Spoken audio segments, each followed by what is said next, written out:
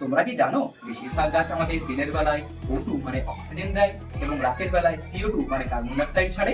মানে গাছ আমাদের রাতের বেলায় অক্সিজেন দেয় না? হ্যাঁ, সূর্যের আলো না থাকলে বেশিরভাগ গাছ শুধু শ্বাস নেয় এবং CO2 ছাড়ে। কিন্তু কিছু গাছ আছে যারা দিনের পাশাপাশি রাতের বেলায়ও অক্সিজেন ছাড়তে পারে। বলতো সেই গাছগুলো কোন গাছ? নারকেল গাছ। না, এটি নারকেল গাছ নয়। চলো তোমাকে একটি সহজ হিন্ট দিচ্ছি, এটি প্রত্যেকেই পুজোতে ব্যবহার করে। ও, তুলসী গাছ। হ্যাঁ, একদম ঠিক, তুলসী গাছ। এবং আরো একটি গাছ আছে যেটার নাম হচ্ছে বট গাছ।